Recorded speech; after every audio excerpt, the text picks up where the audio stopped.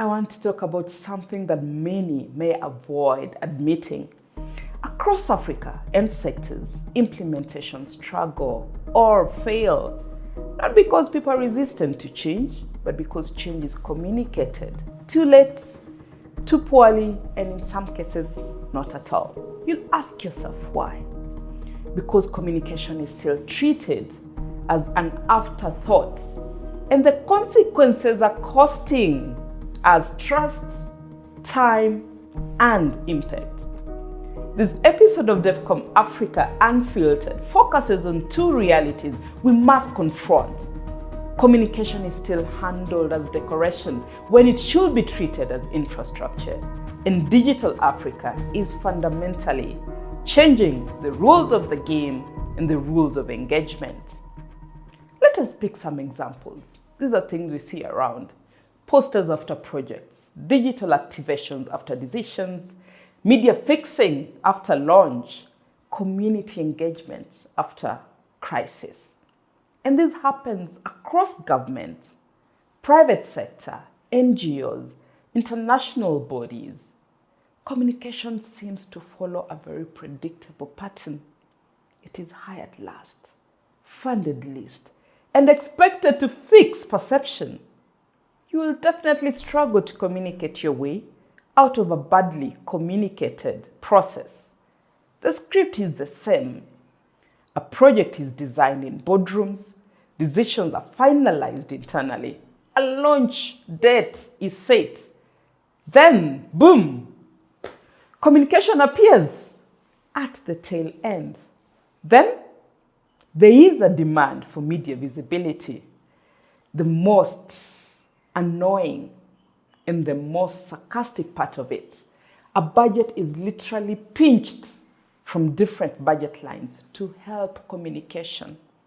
Meanwhile, some communities hear about the project after implementation has already begun. Then communication is expected to perform magic, or in an African setting, we'll call it, communication is expected to perform African witchcrafts. Community response in such a situation will always be the same. Resistance, distrust, and the phrase we hear across Africa. This project was imposed on us. We were never part of it. And when that happens, implementers are often surprised. Communicators, we are always surprised why implementers are surprised. Because communities are not rejecting development. They are rejecting exclusion. I always say there is so much to learn from communities. That's why, as development communicators, we emphasize co-creation with communities. People will definitely resist what they do not understand and what they were never invited into. When communication is delayed, it will never build ownership. It only manages backlash. And as we all know, it's very expensive to build trust. Here is the reframe development actors and development communicators must accept. Communication is not decoration. It is infrastructure, just like roads, budgets, or data systems. Communication determines whether a project is trusted, is well understood, and is protected and owned by the people it's meant to serve. When communication is weak, everything built on top of it becomes unstable, just like buildings. When the foundation is weak, the building will be shaky. Communities and audiences are no longer passive recipients. Another uncomfortable truth. Africa is no longer listening quietly. Young Africans are questioning authority, challenging narratives, creating their own platforms. They are organizing, analyzing, documenting, and responding, often faster than these institutions can react. Yet many institutions are still communicating like it's 2005 or it's in the 90s. One-way messaging, formal language, no engagement, zero accountability to the communities we are serving. Meanwhile, digital Africa keeps changing each and every single day. Now, the people are in charge of their affairs. We see hashtag movements that force national conversations, hashtag movements that force governments to readjust and respond, civic tech platforms tracking budgets and promises, youth-led accountability spaces shaping public opinion. When institutions don't speak clearly, trust me, citizens will speak loudly. And this is something that is happening across Africa and also globally. It is a new reality. Silence is no longer neutral. In today's Africa, in today's world, silence is interpreted as arrogance and it's dealt with. It's interpreted as incompetence and it is dealt with. It is interpreted as fear, hiding from the people, and the people deal with it. When institutions say nothing, narratives are filled in for them. There's a common phrase we say in communication. When you don't run your own narrative, someone else will run with your narrative. And in most cases, it is a wrong narrative. So what needs to change? Please, communication is not noise.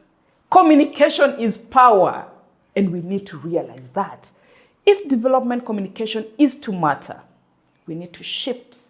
We need to shift, I think, 3 things. 1, from donor language to citizen language. We must speak human. We must speak local, and we must speak the truth.